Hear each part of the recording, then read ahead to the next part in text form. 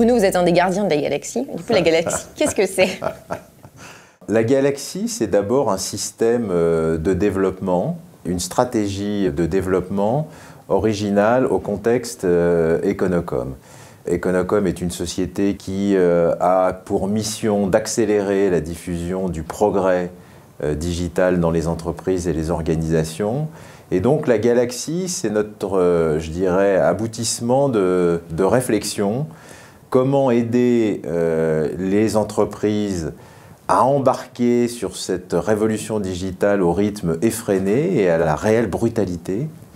Et puis comment aussi embarquer les talents nécessaires à la révolution digitale, ceux qui vont nous aider à aider nos clients dans un système organisationnel nouveau, puisqu'on a senti une aspiration, je dirais, nouvelle des jeunes générations, des moins jeunes aussi. C'est dans l'air du temps apparemment, à des systèmes relationnels et organisationnels différents. Comment marier la nécessaire agilité, la nécessaire créativité d'une organisation établie dans une vingtaine de pays, avec un souci de nos clients de garder une certaine dose de sécurité en travaillant avec un groupe d'une certaine taille, un groupe européen. La galaxie, c'est notre réponse à ce dilemme apparent. Où on a essayé donc de marier à la fois des activités matures que nous possédons à 100%, ce qu'on appelle la planète au centre de la galaxie, et puis des compétences et des systèmes beaucoup plus pointus, plus agiles, plus réactifs, ce qu'on appelle les satellites, qui sont en général des entreprises qui ont été créées il y a 5 à 10 ans par des entrepreneurs de talent qui ont trouvé leur marché mais qui souffrent en gros de ce plafond de verre de la crise de croissance.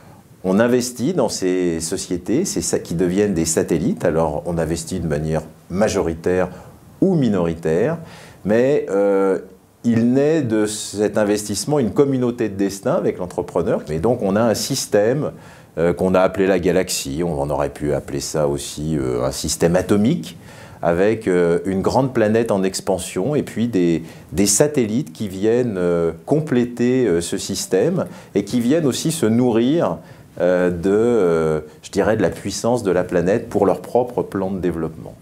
J'ai entendu à de nombreuses reprises chez Econocom que ça n'était pas une entreprise comme les autres. Ouais. En quoi la galaxie, en tout cas cet objet organisationnel et culturel un peu atypique, c'est différent de la vision cible qu'ont un paquet d'entreprises aujourd'hui par rapport à cet enjeu du glocal? Alors qu'est-ce qui nous différencie?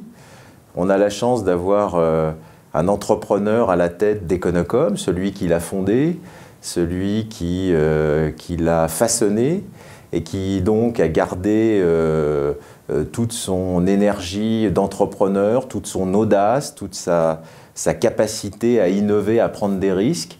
Et donc on va peut-être plus vite et plus loin que les autres. Je pense que nous allons vite, d'une manière très déterminée, et que en 2 ans, nous avons vraiment donné une matérialité à ce système. Il existe, il fonctionne, il a beaucoup d'avantages et quelques difficultés à faire fonctionner. Et donc je pense que on est au moins avec un temps d'avance ou une audace d'avance par rapport aux autres grandes sociétés de notre secteur. Donc des liens organisationnels, des liens business. Est-ce qu'il y a déjà ou il y aura demain des liens humains? Il y en aura, j'espère, de plus en plus. Il y en a déjà. Quelques exemples. Un nouveau satellite est né très récemment. Il s'appelle Exaprobe. Il est né d'une activité que nous avions dans les métiers de base Econocom. On a pensé qu'il fallait donner plus d'autonomie, plus d'indépendance aux patrons de cette activité qui sont devenus de fait des entrepreneurs qui détiennent une partie du capital de cette BU qui a été satellisée. Et donc là, on a une mobilité de la planète vers un satellite. On a fait un spin-off, si vous voulez. Donc ces mobilités transverses, elles vont se multiplier et c'est aussi un des intérêts pour nos collaborateurs de ce système de la galaxie. Est-ce que demain, la promesse d'Econocom pour les candidats de tout âge, c'est pas venez chez nous, dans un écosystème du digital, vous allez pouvoir rebondir, apprendre, grandir? bouger? Notre promesse, c'est rejoignez la galaxie Econocom et devenez l'entrepreneur de votre carrière. Et l'entrepreneur, c'est pas vraiment où il va aller quand il entreprend. En général, d'ailleurs, ce qui marche bien n'est pas exactement ce à quoi il avait pensé. Donc chez nous, tout est fait pour gérer les talents avec un maximum d'attention parce qu'on pense que c'est la clé de notre époque et la clé de la révolution digitale, c'est d'avoir les meilleurs talents, meilleurs que les autres, bien dans leur tête, bien dans leur organisation. Et donc on va tout faire pour les accueillir, on va tout faire pour qu'ils aient une trajectoire dont ils ont une grande partie des leviers et qui peut prendre des directions évidemment très diverses au cours des années, on le souhaite.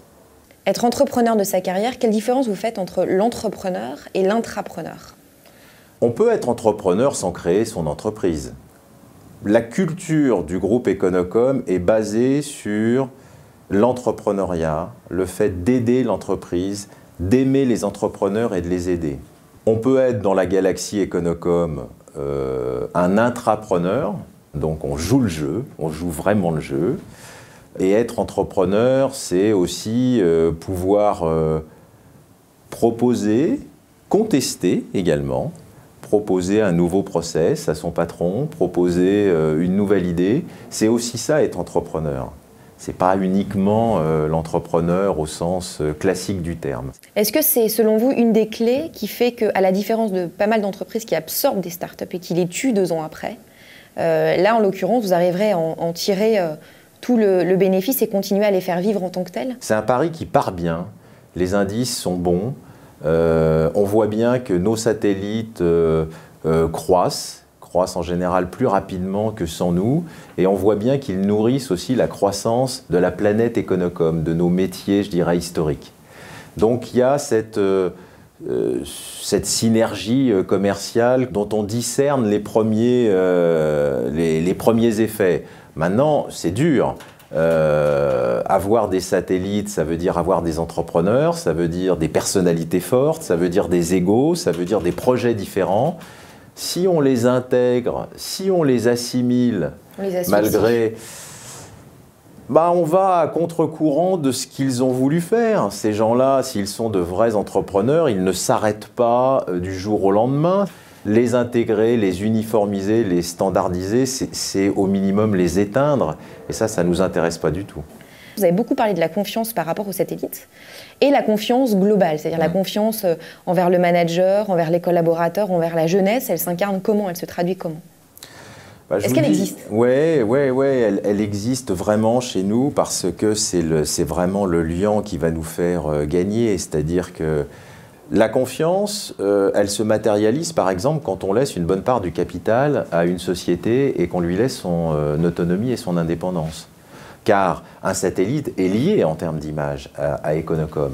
Et donc, s'il travaille mal, s'il fait quelque chose qui est contraire aux intérêts d'Econocom chez un client, on va en souffrir. Quand on permet à des collaborateurs, je dirais, de créer un satellite ou de prendre des responsabilités qui sont parfois un petit peu en décalage avec son expérience professionnelle en termes de ne serait-ce que d'années, on fait confiance à la personne, on fait confiance aux professionnels. Et l'organigramme d'Econocom est rempli de gens sur lesquels on fait des paris. Est-ce que vous faites des paris sur les plus jeunes de vos collaborateurs, les plus éloignés aujourd'hui des responsabilités? Oui. Sous quelle forme? Deux exemples. On vient de créer 2 business units à l'intérieur d'Econocom qui portent l'un la marque de notre partenariat avec Microsoft, l'autre le partenariat avec Apple. Donc c'est quand même des choses extrêmement importantes. Il y a un enjeu d'image et il y a un enjeu de chiffre d'affaires et de rentabilité qui est important. Ces 2 nouvelles business units ont été confiées à des jeunes, voire très jeunes cadres, dont on pensait évidemment qu'ils avaient les compétences et qu'ils incarnaient bien, je dirais, ces 2 marques que sont Microsoft et Apple. Donc c'est un pari, mais je suis assez serein sur le fait qu'on a choisi les bons chevaux légers parmi nos plus jeunes. Ouais.